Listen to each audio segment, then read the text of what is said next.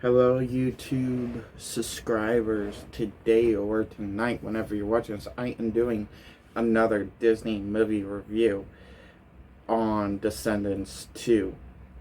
Obviously, by the video title, the title of this video. But yesterday I did the review for the first Descendants movie. So tonight, basically, it's nighttime where I'm at the time I'm doing this review. I'm doing the review for the second movie. Tomorrow will be the review for the third movie. Um,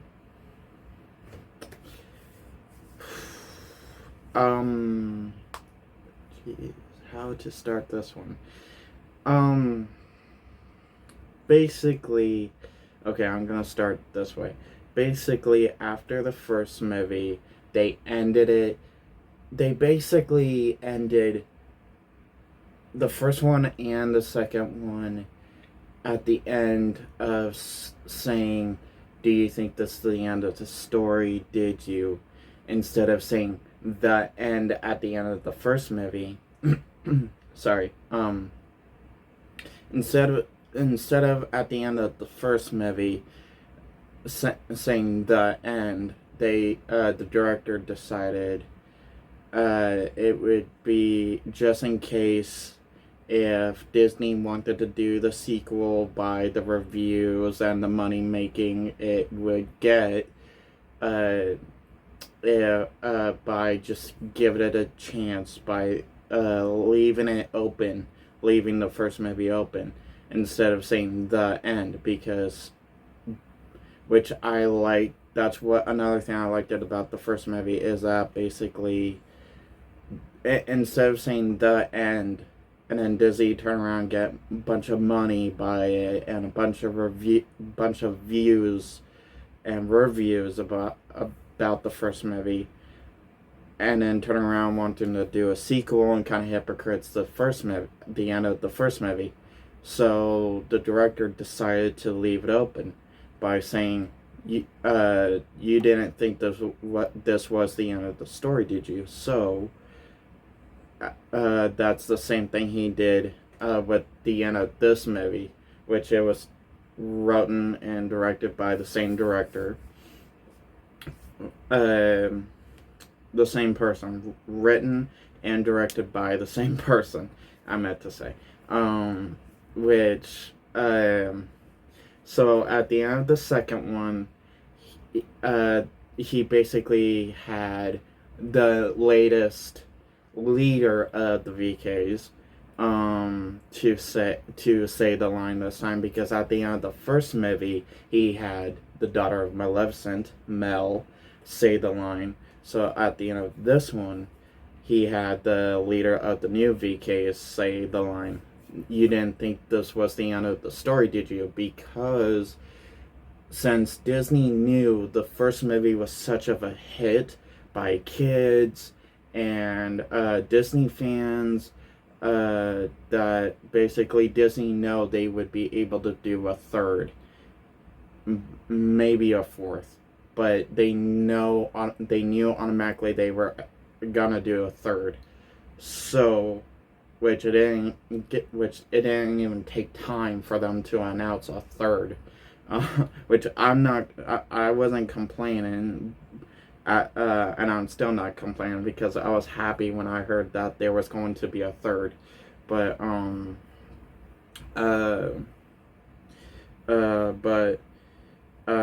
and this one and Descendants 2, I don't get me wrong, I liked the first Descendants movie. It laid out what it needed to lay out. It laid it out, basically the pavement, the layout of the pavement of what the next Descendants movie was going to be, and which I still love the first movie to this day. Is it like my ultimate first favorite? No, sadly, no. It's more of my second favorite, sadly. even though, yes, I do put the original first movie always on top. Always on top. This time, with Descendants now trying to be mean to the original four VKs, I just do not put the first movie on top.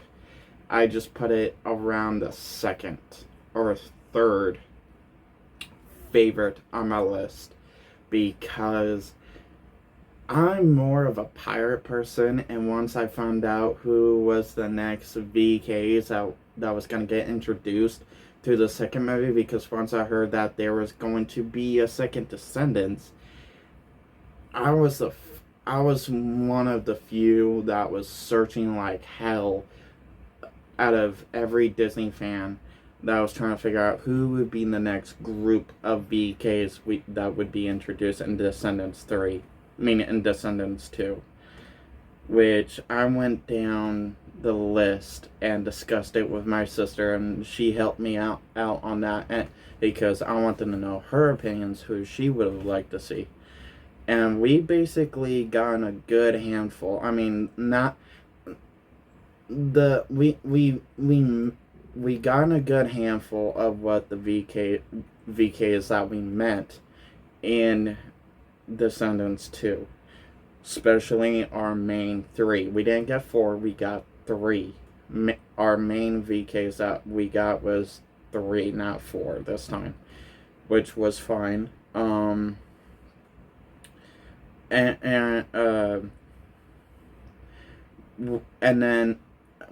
then like a few months later we got announcement of who would be the main three, which I only knew at the time there was only three until later on of more confirmance of there would be like a side VK that we meet for like a few times through the movie, which the main 3Ks was the son of Gaston, the son of Captain Hook, and the daughter of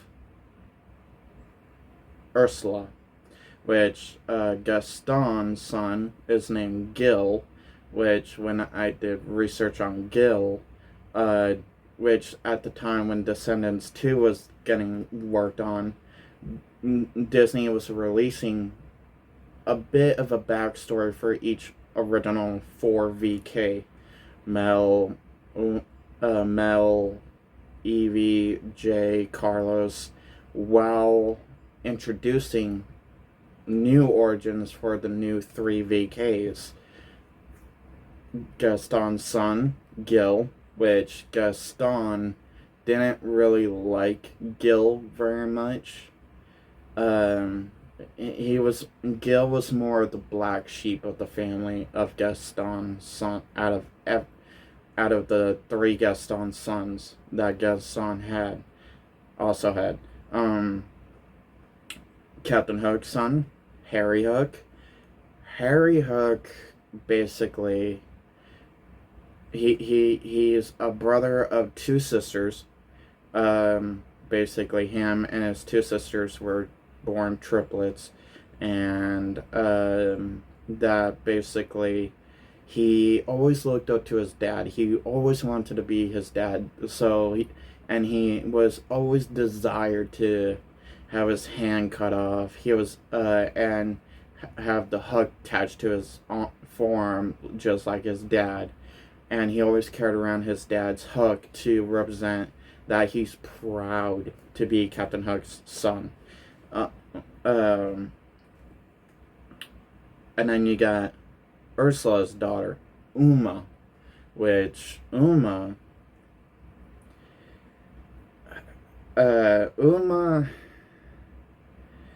backstory is basically she used to be friends with Mel, but they had more of a fallout, more of Mel's, but that was only because of Mel.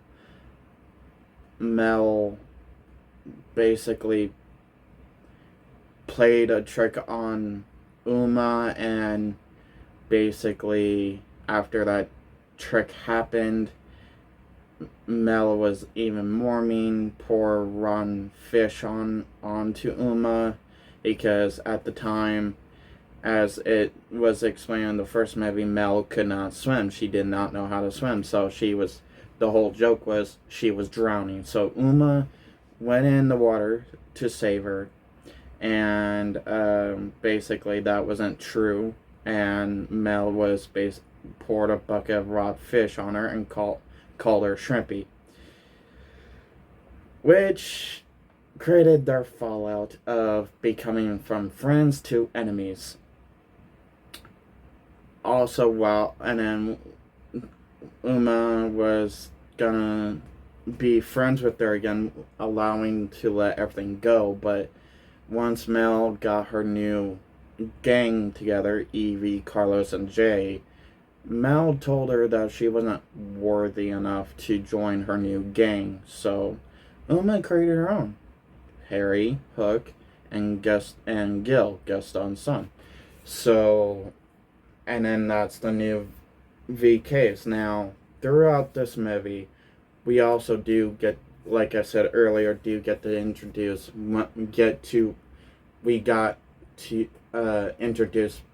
by one more VK, and that's the Tremaine's daughter, Dizzy, also the granddaughter of the evil stepmom of Cinderella. Dizzy is basically, as was just laid out, as I just said, um, uh, and which Dizzy and Evie is friends. They stayed as friends even though they left the island. But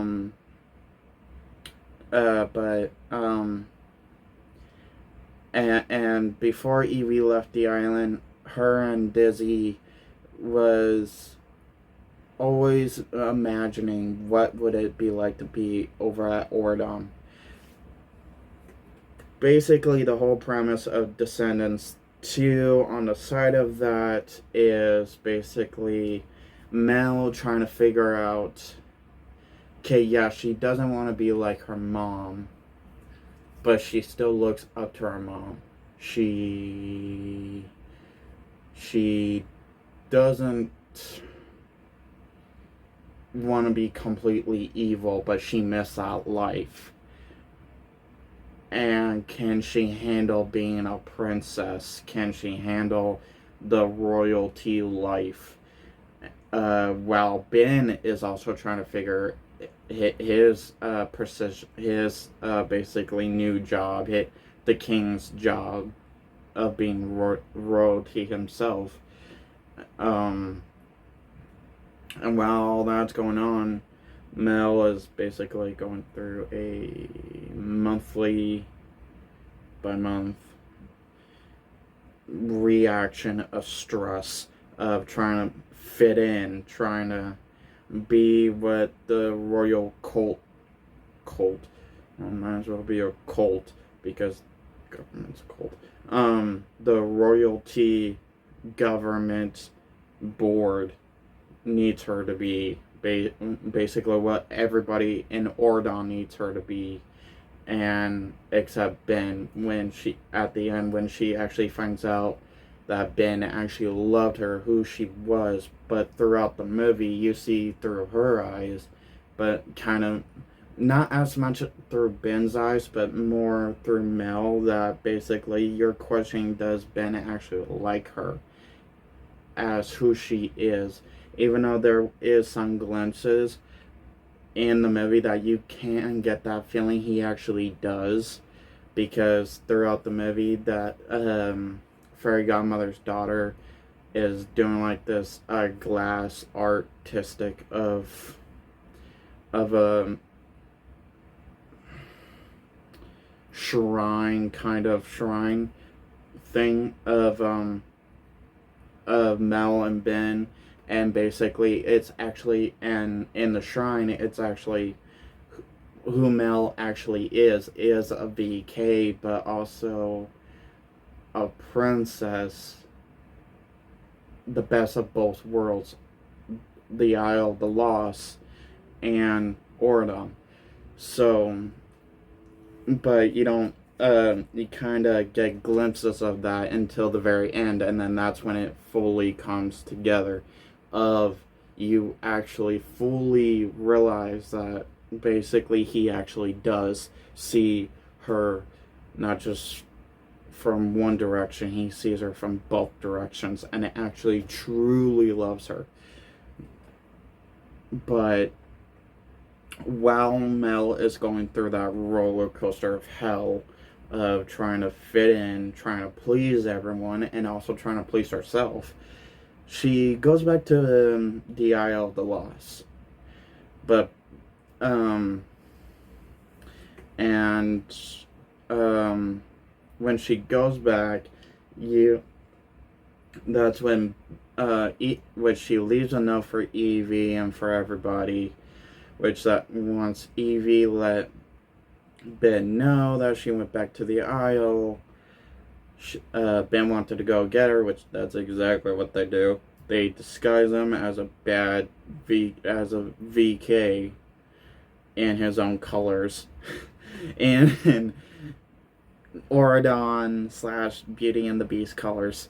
And they don't, it doesn't even waste time, which, okay, yeah, just like the first movie, it's a musical, but as I kind of failed to kind of more explain in the first movie review, is that yes, all three movies and soon to be fourth movie, kind of a standalone spin-off movie as the fourth movie is, but it kind of still counts. They're all musicals. But it's a type of a Disney movie that doesn't just lean on musicals and doesn't act like it's just a soundtrack. It's a actual full movie as well. On like the musical parts are like the commercials and then back to the movie. Which the Jay, Evie, and Carlos with Ben doesn't even waste time. Goes to Isle of the Lost, teach Ben, which one of the music numbers, Chill Like a Villain, teaches Ben, they tried to teach Ben how to chill like a villain, how to be like them. Which I also feel like that's what also helped Ben a lot more, because once Ben couldn't convince Mel to come back, he gets captured, which after they do the little dance music number of chilling like a villain while teaching Ben how to be a VK, they accidentally run into Gil, Gaston's son, and yeah, that lead to Uma knowing Ben's is on the Isle of the Lost.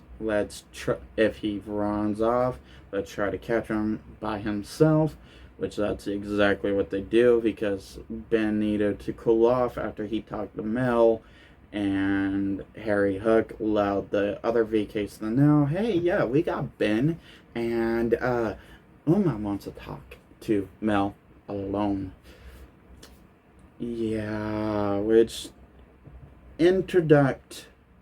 basically introduce,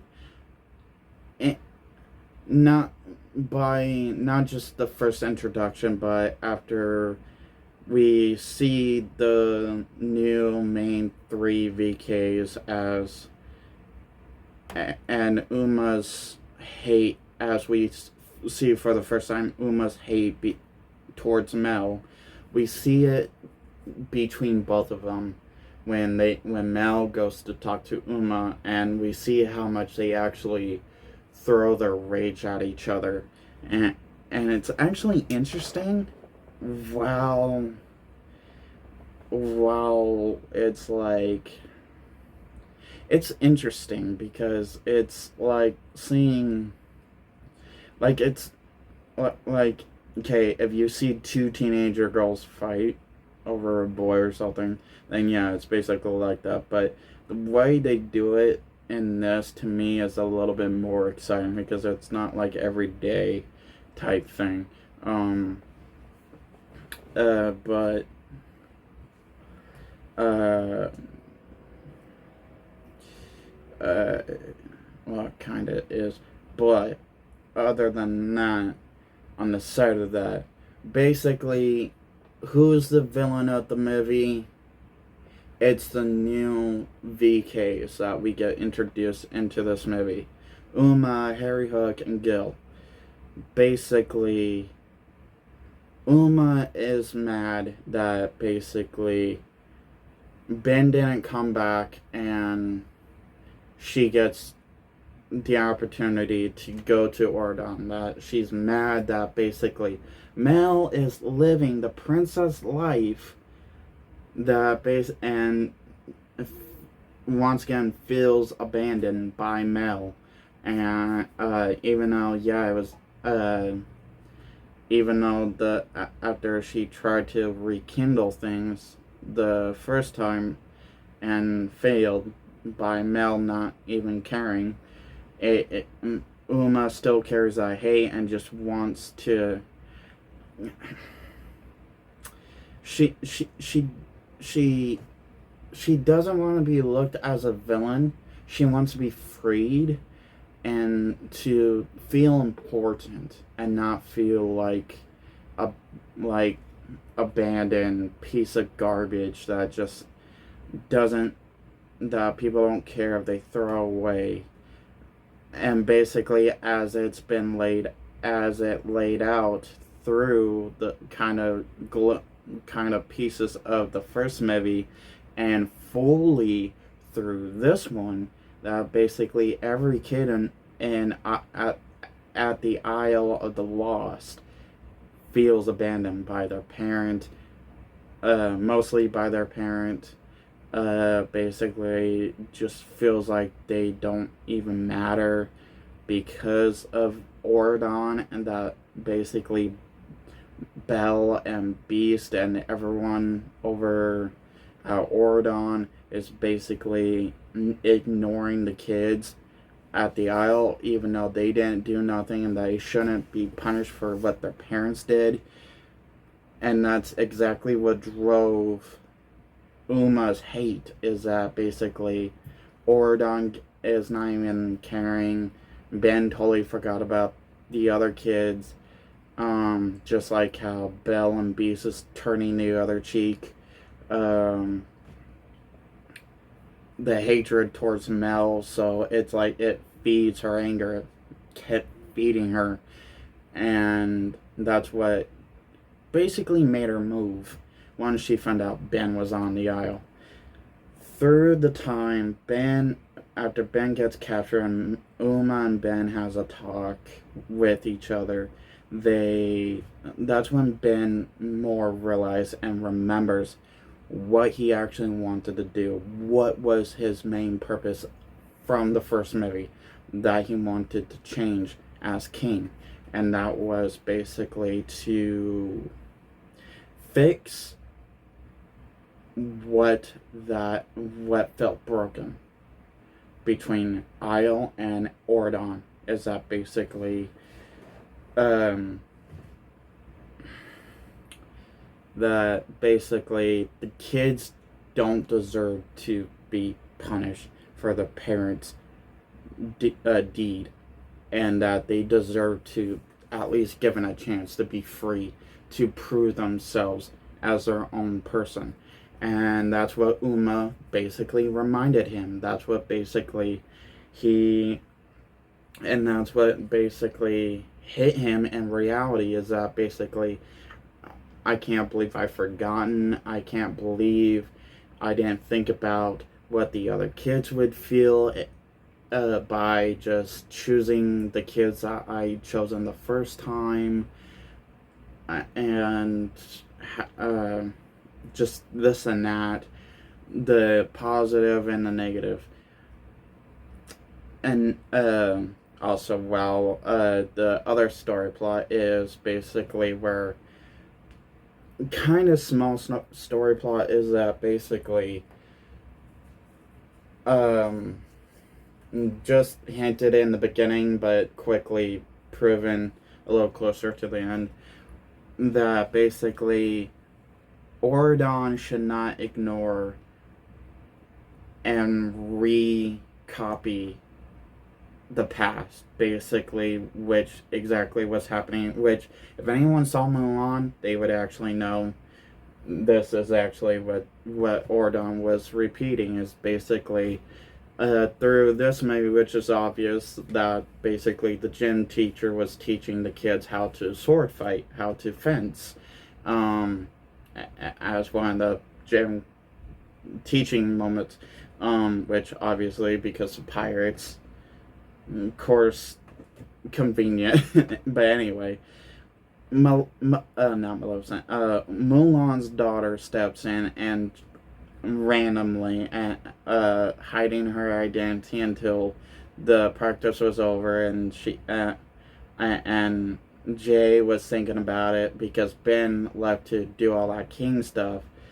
Jay was left to be captain. Well, since they were short a man at the time, as me and my sister thought, but now I have a theory, and my sister kind of goes along with it until maybe I can prove him guilty. Cinderella's son, Cinderella and Prince Charming's son, said, "Yeah, captain and 8 men." Well, to Cinderella and Prince Charming's son, Mulan's daughter was not a man, and recopying the past. Basically, no woman can fight. Yeah, well, the ending, Jay decided to change that and actually allowed for her to be on the team, and not just be on the team, but to be captain. So that it basically left a happy ending with that. Uh, lead even more forward, before Mel and Ben had their happy ending at the very end. Um, Basically, Carlos, Mel, Jay, and Evie had a not really a female talk, but more of a group talk, and really helped Mel out with everything.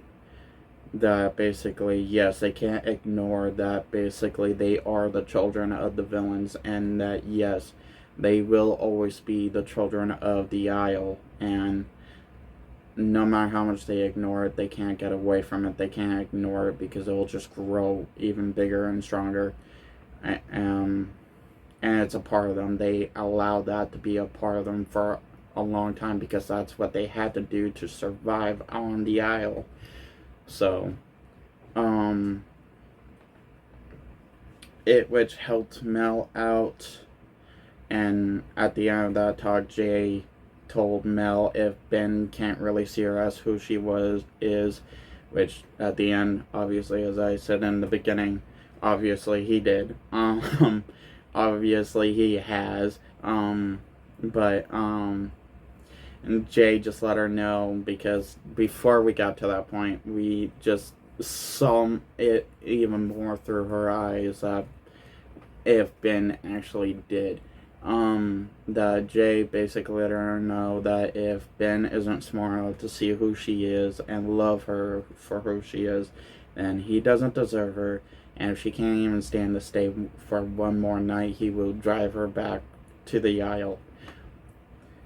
And after basically they get Ben back from Uma, from having like this big paintball smoke bomb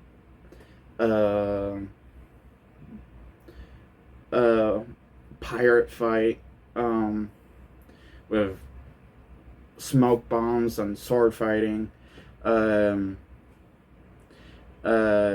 which I did like the sword fighting. I do like the action. The action is actually really good, and honestly, I feel like the second one really took its like really took a second ground up, like it was better, like it proved itself to be better, like it proved itself to be a very good sequel, to prove itself that it did deserve to be really proud about, on from going from the first movie to the second movie. And a lot of sequels to movies doesn't get that praise. And honestly, I feel like this sequel is one of those sequels that deserves that praise, because it didn't just perfectly introduce more VKs and a little complicated story plot, but more sympathy to the more sympathy to a bit of complicated to a easy story plot to follow, by introducing more VKs, by learning the new learning process of trying to figure out more about yourself and where more of your place is in this world, and the moral more I can't even say the word, the basically the rules you have to follow to survive in the world, while trying to be yourself still. And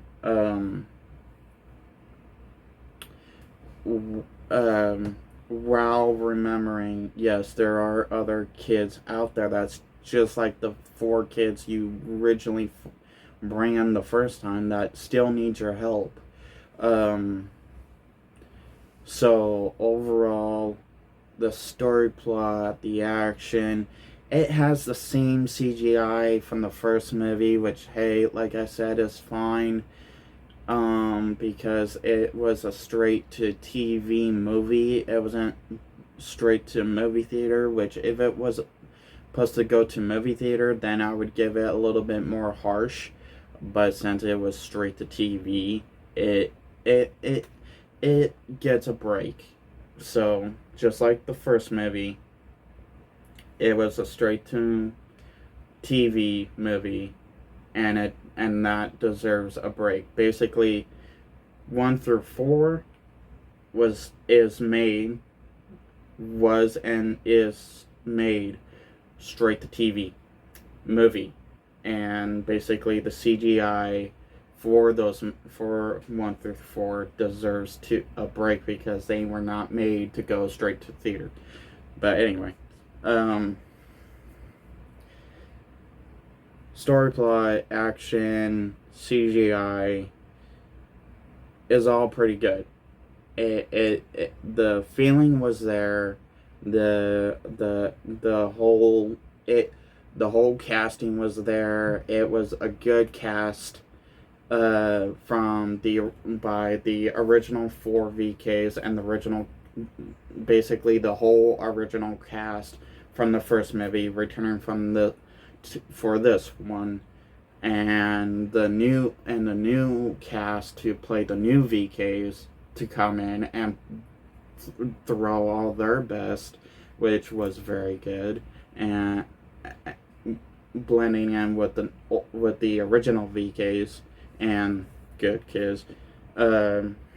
So it just came together just like the first movie, and it was just good. So drop your comment down below.